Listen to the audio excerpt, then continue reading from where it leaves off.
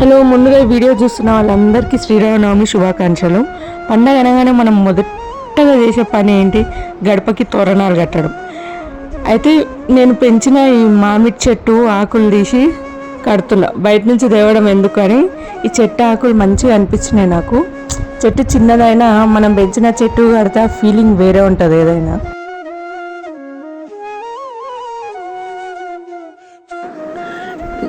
నేను పెంచిన 2 చెట్లల్లో మామిడికాయ చెట్లు 2 పెంచిన. అందులో ఇప్పుడు నేను చూపిస్తున్నా చూడు వీడియోలో, ఈ ఆకు మాత్రం ఫ్లేవర్ మస్తు వస్తుంది. ఈ ఆకు దంపుతుంటేనే అసలు మామిడికాయ ఫ్లేవర్ ఇట్లా వస్తుంటుంది. మరి ఈ చెట్టు అంత రాదు. అన్నీ వస్తాయి కదా అని మీరు అంటారు, కానీ ఈ చెట్టు కూడా నేను పెంచిన కదా, ఈ చెట్టు ఆకు దంపితే అంత స్మెల్ రాదు. ఇది మాత్రం ఇట్లా గుమాయిస్తుంది స్మెల్. ఆకులు అయితే మంచిగా తెంపి వాటిని కడిగి కట్టేసిన గడపకి. ఫ్రెష్ ఉన్నాయని ఇంకా కడగాలని అడిగి.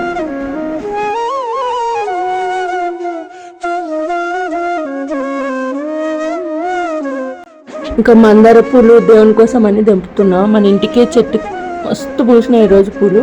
ఎంత బయట కొనుక్కొచ్చినా మన ఇంటి చెట్టు పూలు, మనం పెంచినవి మన ఇంట్లోకి యూజ్ అయితే ఆ ఫీలింగ్, ఆ సాటిస్ఫాక్షన్ డిఫరెంట్ ఉంటుంది.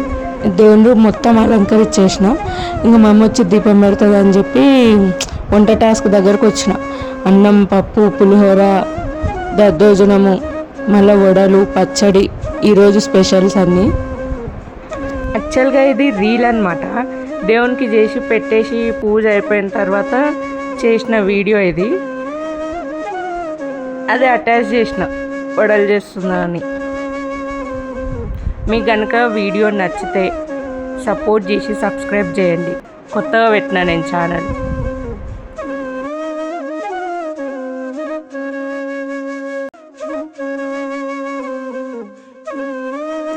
ఇంకా పూజ టైం అయిందనమాట. మమ్మీ అప్పటికి దీపం పెట్టేసింది.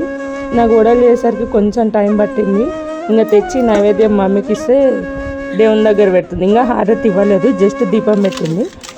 ఇంకా నైవేద్యము, పచ్చడి అవన్నీ అందిస్తే ఆడ పెడుతుంది అనమాట. వీడియోలో మీకు చూపిస్తుంది. సంవత్సరం చైత్రమాసంలో శుక్లపక్షంలో వచ్చేటటువంటి నవమి శ్రీరామనవమి అన్న పేరుతో మనందరం పాటిస్తూ ఉంటాం. భగవంతుడు దశావతారాలు ప్రధానంగా స్వీకరించాడు. అందులో 10వదైనటువంటి కల్కి రావలసి ఉంది. మిగిలినటువంటి అవతారాలన్నీ కూడా ఒక్కొక్క ప్రయోజనానికి వచ్చినప్పటికీ ప్రధానంగా మనుష్యుల యొక్క జీవితంతో అత్యంత సన్నిహితంగా వెలిగినటువంటి అవతారం శ్రీరామావతారం. ఎందుకంటే రాముడు పరిపూర్ణంగా నరుడిగా ఈ లోకంలో ప్రవర్తించాడు.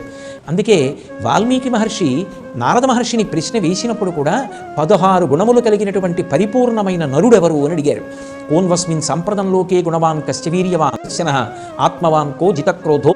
నరుడు ఈ కాలమునందెవరు అని అడిగితే ఆనాడు నారద మహర్షి ఈ కాలమునందే ఉన్నటువంటి వాడు రామచంద్రమూర్తి అని నిర్ధారించాడు.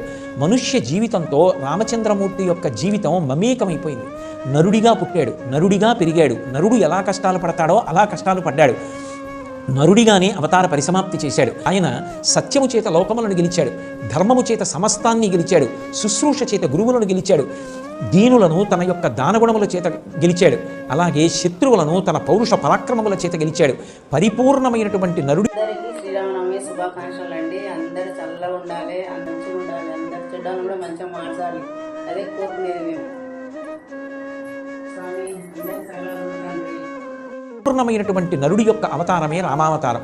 అంత గొప్పదైనటువంటి రామావతారం నరుడిగా వస్తే తప్ప రావణ సంహారం జరగదని, ఆ అవసరం లేకపోయినా సరే కౌసల్యాగర్భవాసం 12 నెలలు చేసి ఆయన ఈ భూమి మీదకి నరుడుగా వచ్చాడు. ఇంకా ఈ ప్రవచనంతోనే ముగిచ్చేసి భోజనం దగ్గరికి వచ్చేసినాం అనమాట. మా మమ్మీ వడ్డిస్తుంది.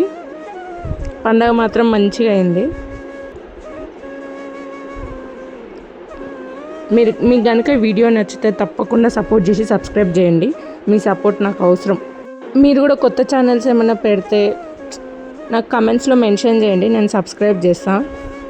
సపోర్ట్ చేసుకోవాలి ఒకరికొకరు, అంతే. మరోసారి శ్రీరామనవమి శుభాకాంక్షలు అందరికీ. కానీ వీడియో మాత్రం సబ్స్క్రైబ్ చేసుకోండి. మీకు ఎలా అనిపించిందో ఈ వీడియో కూడా కమెంట్ చేయండి.